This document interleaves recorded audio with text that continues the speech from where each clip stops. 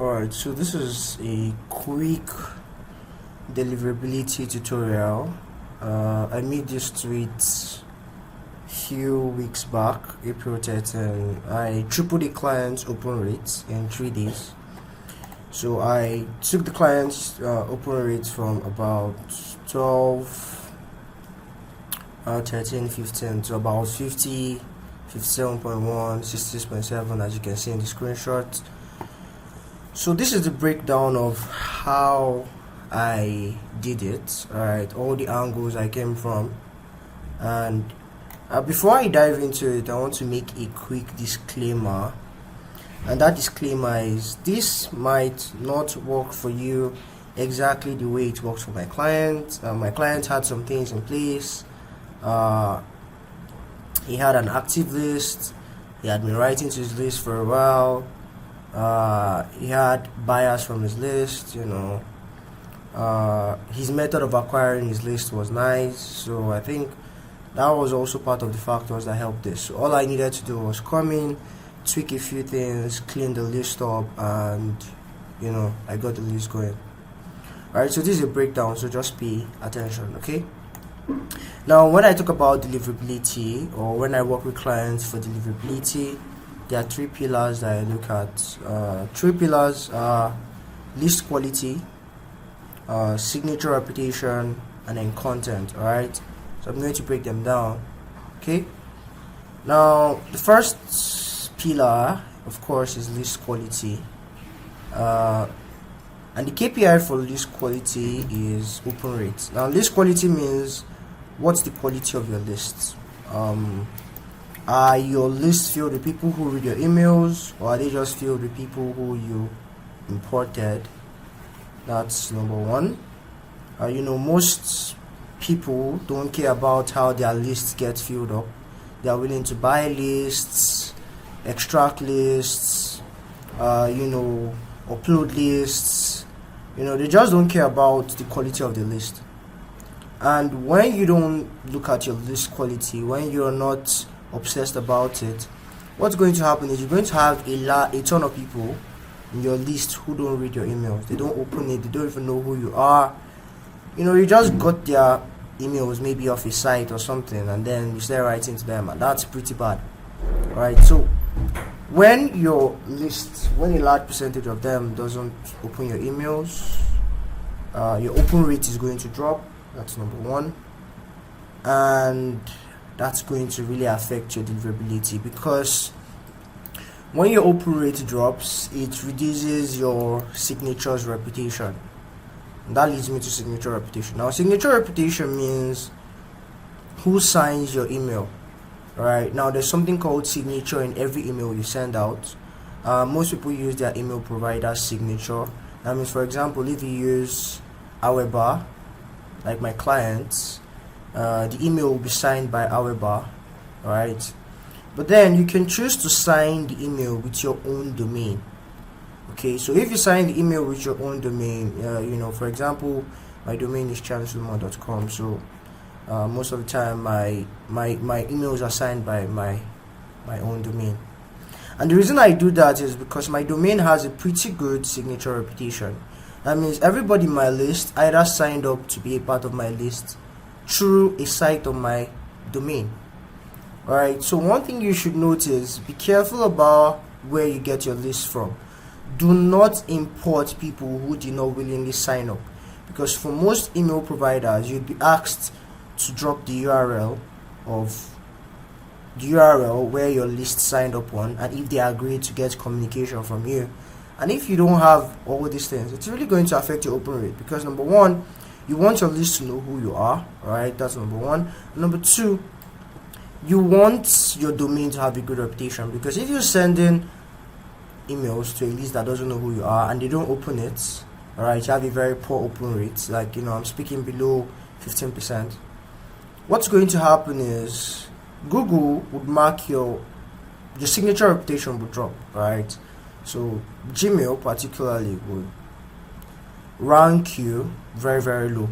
That means your emails would keep landing in the spam folder and promotions folder. And in this deliverability tutorial, that's what we don't want, right? So you want to make sure you have the right signature reputation. That means if you're using your email provider, you want to make sure that you are using an email provider with a good signature reputation. All right, there are a couple of them out there. Everbot has a good reputation. I think GetResponse does to ConvertKit, and there are some of them who don't have, like, new email providers that are just coming out right now. Most of them don't have good signature reputation, so you do well to use older email softwares than the new ones that are just coming up now. All right, now the third pillar for deliverability is content. All right, you want to make sure you're not sharing malicious links. This is the main thing.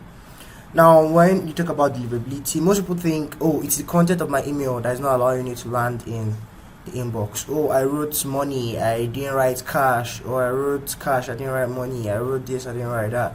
Oh, it sounds like we get rich quick, kind of blah blah blah. Now, that's quite alright, because Gmail has a bot. Gmail has a bot that signs up to you, that reads your emails. Alright, so now what this bot is looking for is not the kind of words you use or the things you say in your email. What it's looking for, it's looking for malicious links. It's trying to know if you are driving people to phishing sites, to spamming sites,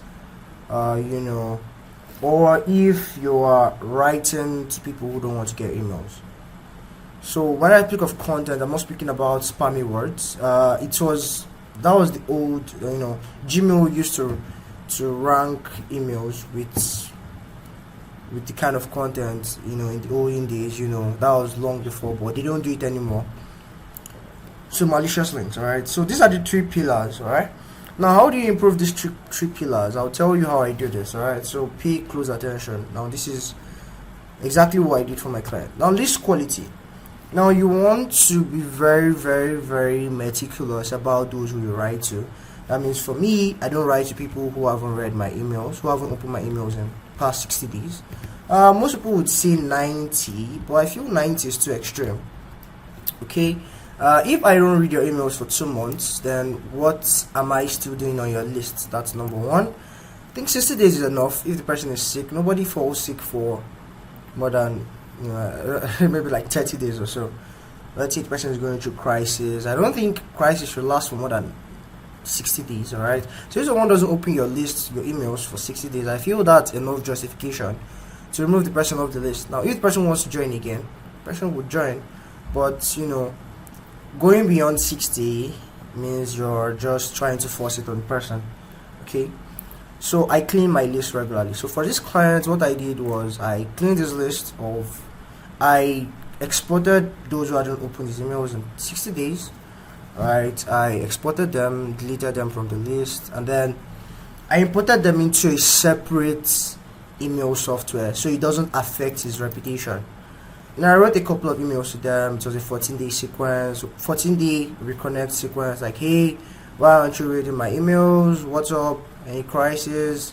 Anything I need to know about? And I got some replies. I got some people who wanted to join the list back, so give them a link, they will subscribe to the list, and those who didn't reply, I just deleted them after the 14-day sequence. Very simple, right? So, and that thing again I worked on was segmenting. Alright, now a lot of people won't read your emails, not because they don't know who you are, but because you're not writing to them with the reason they joined your emails, your email list. Alright, so you should segment your email list. Segmenting is very important. That means some people will join your list because, let's say you talk about 2 topics. Let's say you talk about writing and you talk about course creation. Now, some people join your list because of writing and some join because of course creation. Now, if you just merge those lists together and then you write about writing to them, a huge part of those who don't care about writing, a huge part of those who want course creation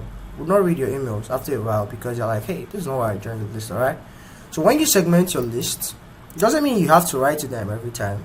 You can write general emails to both lists, but then you want to also write specific emails to this segment, so they are like, okay, this guy still this guy still remembers why I joined this list. Okay, so I'm getting what I came here for. So you need to segment your list into what they came here for. Alright, so I segment my list into those who I'm retargeting, those who joined for a particular purpose, and I keep reminding them, okay, this is why I'm writing to you. The reason I'm writing to you is because you sign up on my email list saying you want to learn this, you want to learn that. Alright, so segmenting, cleaning the list of people who didn't read in 60 days. Right, and that third part is deleting inactive subscribers. Now you want to delete your inactive subscribers. That means you want to delete people who actually, I think I've talked about that already, but most email softwares, when someone unsubscribes from your emails, they give you the option to keep writing to the person or to delete the person. So you want to make sure you're deleting people who have unsubscribed from your emails. Right, some email softwares automatically delete them, but you want to check, you want to be sure if they do or if they don't, because most times they might unsubscribe and you'll still be sending emails and it will affect your open rate. Right, so for signature reputation, you want to be careful the email software provider you're using, and then you want to write very connecting emails to your list. That means if you're using your domain for your signature, you want to make sure that you're writing to them consistently, because what happens is over time, if you're consistently writing to your list, I mean to your quality list, Gmail marks your domain as a high reputation signature domain, and then most of your emails would start landing in the inbox, and then over time all your emails will land in the inbox and your open rate will improve. Right, so you want to be consistent, you don't want to be haphazard. If you're writing once every week, you want to write once every week. If you're writing twice every week, you want to have a frequency that you're constantly putting emails out at. For me, I would say once a day is very good for a while, and then you can slow down afterwards. Okay, so I think once a day is pretty cool. So for content, malicious links. Now you want to confirm the links that you're sending to your list because of Gmail's bot. Now I had an issue once where my site was hacked, and the hackers linked my URL. They hacked my files and everything, and they linked my URL to a site where they were collecting details of people to scam them. It was a phishing site. And so I sent out emails for like 2 days, and then all those emails landed in the spam folder. I didn't know it was because my link was malicious. Alright, I didn't know. So I had to go and check everything, and then I found out, oh, my site was hacked. So I had to pause all my campaigns, pause all my follow-up emails, and I had to correct it before I resumed sending emails to these people. Alright? Because if I had continued sending emails with malicious links, what happened is Gmail would reduce my signature reputation.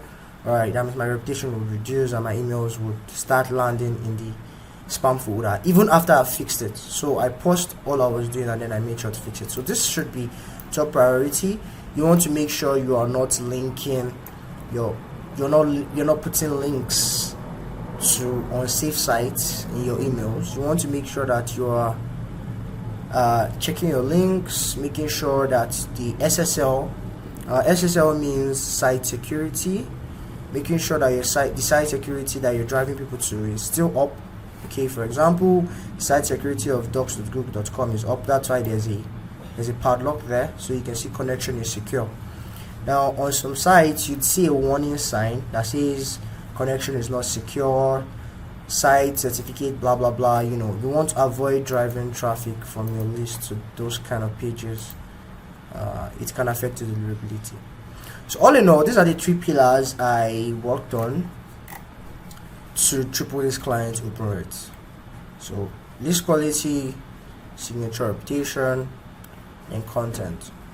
Alright, so a good way to improve your signature reputation is to write more personal emails. That means personalize your emails,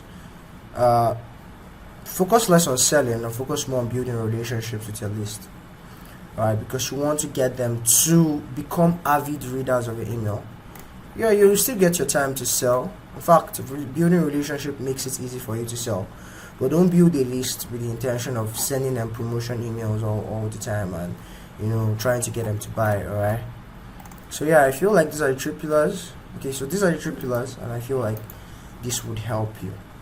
Alright, so if you want me to work on your lists and improve the deliverability myself, you want me to come in, clean the list, improve the reputation, just triple your open rate like I did for this client, send me a DM on WhatsApp or on Twitter. So this is my Twitter handle. Okay, so my Twitter handle is Chiano Solomon. Alright, so this is my Twitter handle. Alright, yeah, so you can hit me up there, and my WhatsApp is 0810981565. Yep. So if you want me to help you do this, help you triple your open rate like I did for this client, you can also see that the click-through rate is also up. Alright, so I don't just triple the open rate, but I make them click. Alright, I write emails and make them click, and that's like the secret sauce. Alright, so if you'd love to see how I did this, if you want me to do it for you, then send me a message here on Twitter, or if you're not on Twitter, you can search for my handle, or if you're on WhatsApp, you can just send me a message here on WhatsApp. Alright, have an amazing day. I'll end here.